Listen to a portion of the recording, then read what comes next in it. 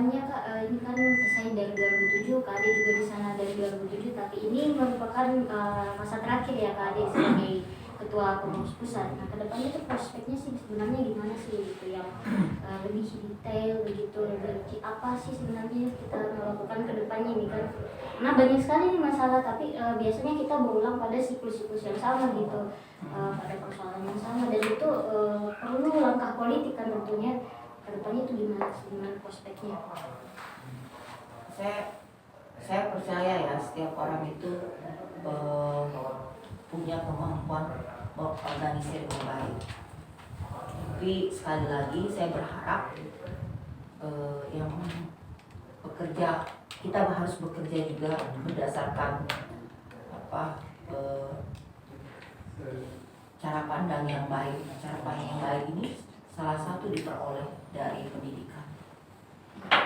Nah, mungkin pendidikan di Indonesia belum sempurna, tapi setidaknya akan menjadi satu modal dasar bagi kita untuk melakukan analisa, melakukan melihat dari berbagai sudut atau perspektif, dan kita juga menjadi lebih terbuka kepada pandangan-pandangan yang tidak sama dengan kita. Kita juga belajar untuk menghadapi perbedaan, ketidaksetaraan dan sebagainya. Dan itu diperoleh dari kemampuan adaptasi, edukasi. Nah, ke depan memang saya berharap ya kepemimpinan perempuan di SAI semakin besar. Kenapa perempuan? Ya, secara kultural perempuan masih harus didorong ya untuk berorganisasi, karena banyak sekali masalah-masalah kultural. Tapi kalau mungkin beberapa belas tahun ke depan, 20 tahun ke depan, Indonesia seperti Australia saja, yang nggak usah dorong-dorong lagi perempuan. Secara otomatis mereka pasti secara sadar menempatkan diri mau maju atau tidak. Tapi pada saat ini perempuan memang membutuhkan energi dari belakang untuk maju ke depan sebagai pemimpin. Kalau kondisi saya sekarang ini ya, di Indonesia sendiri tuh seberapa besar sih Kak? Itu sebenarnya pertanyaan kali ini sih kalau saya mau tanyakan. Saya kurang tahu besarannya ya. Iya. Tapi setahu saya sekarang memang kita pada kondisi yang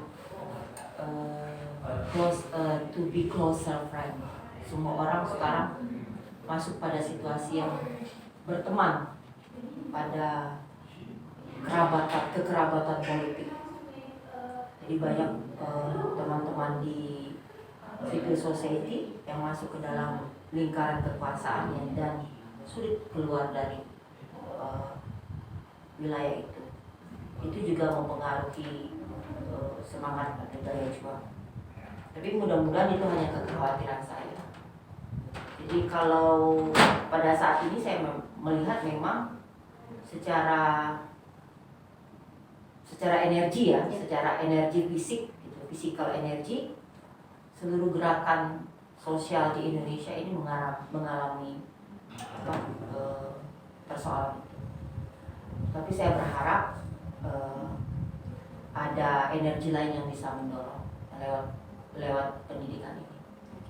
Jadi kita belajar berorganisasi lebih dewasa, lebih terbuka dengan data, dengan analisa, dengan sistematika, sehingga apa yang kita sampaikan itu bisa diterima gitu. Jadi orang tidak memandang kita sebagai kumpulan orang-orang yang terbuang, tidak yang marah-marah gitu pada keadaan, tapi adalah orang-orang yang terpelajar, orang-orang yang mempunyai gagasan, orang-orang yang memberikan jalan keluar, dan orang-orang yang berpikir tentang tata kelola pemerintah yang jauh lebih bersih dan lebih egaliter. Kita berharap juga ke depannya semoga teman-teman ini bisa bersinergis ya dengan SAI, jadi tidak jalan sendiri, semua butuh kolaborasi. Amin.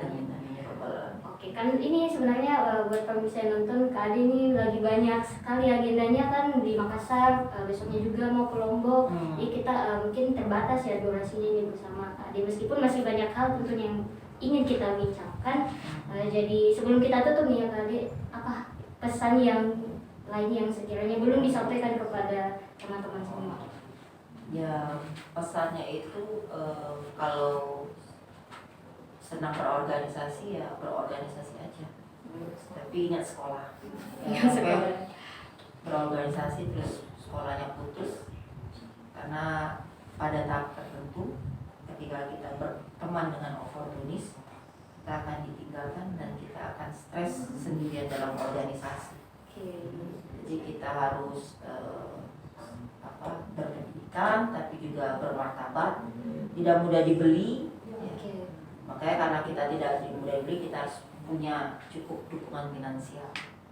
Oke, sangat kompleks ya. Pesan kehidupan juga itu bagi teman-temannya sekalian ya. Seperti yang tadi saya sampaikan, durasi kita sangat singkat, tapi kita sangat berterima kasih tentunya kepada Ade, kepada jangan lupa makan. Iya benar, terima kasih banyak Ade atas sarannya. Semoga kita kedepannya lagi bisa bincang-bincang soal lingkungan. Semoga ada progres ya dari hasil kunjungan Kak Ade yang sangat panjang ini mengelilingi Sulawesi, Indonesia bersama Mr. Andrew dan teman-teman SHI lainnya. Nah, kita butuh tetap semangat bersama teman-teman juga. Terima kasih banyak waktunya Kak Ade. Terima kasih semua. Ya, terima kasih. Assalamualaikum Kak Ade. Waalaikumsalam. Terima kasih. Mau pasang nikah aja nih. Ya. Satu pertanyaan tambahan kan,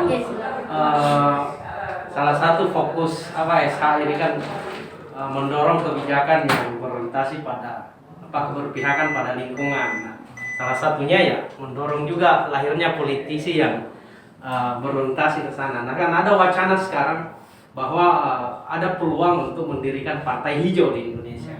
Partai. Ya, bagaimana gitu pendapat Partai. Anda tentang misalnya peluang misalnya membentuk partai politik hijau seperti di Eropa misalnya yang sudah banyak berdiri. Ini sebenarnya wacana lama ya Kak Ade soal partai hijau. Sebenarnya partai hijau itu kan sudah ada. Karena SHI ini kan anggota dari Global Green, anggota dari federasi dan partai hijau seluruh dunia. Dan kita juga anggota dari Asia Pacific Green Federation, federasi dan partai hijau di Asia Pasifik. Dan sebenarnya partai hijau ini adalah partai yang paling egaliter di masa depan, karena dia tidak berorientasi dan segmented. Dia nggak mengusung agama, dia tidak mengusung nilai-nilai tertentu, tapi dia lebih kepada nilai-nilai lingkungan. Dia adalah tawaran partai yang sangat egaliter di masa depan. Tapi memang persoalannya kan tidak semua orang Indonesia pada saat ini memahami situasi lingkungan. Mereka lebih suka bicara soal politik atau soal material yang lain, sehingga partai hijau itu belum sepenuhnya bisa diterima. Secara gagasan mereka hidup subur ya pada orang-orang yang environment, tapi secara praktikalnya ya agak sulit untuk mengalahkan partai-partai konvensional yang saat ini, di mana partai konvensional itu memiliki kekuasaan, dukungan finansial yang kuat, sementara partai hijau itu hanya memiliki kepercayaan terhadap sebuah kondisi lingkungan yang baik di masa depan. Nah, tapi sebagai sebuah usaha kita harus terus dorong lakukan itu. Jadi kita harus percaya bahwa suatu hari nanti akan ada partai hijau di Indonesia yang menjadi peserta pemilu. Ya, betul. Dan itu perlu ditekan juga ya dengan melihat kondisi-kondisi politik seperti saat ini. Jangan sampai misalnya kehadiran partai hijau dianggap sebagai apa gitu, cuma momentuman atau apa. Kan penting kita menekankan bahwa it's important. Ya, cara kerjanya juga harus berbeda dengan partai konvensional lain. Karena kalau nggak gitu pasti jadi akan sama, dimakan jadi waktu. seragam. Jadi seragam ya kita nggak punya pembeda. Benar-benar. Gimana Kak? Oke. Oke, terima kasih banyak.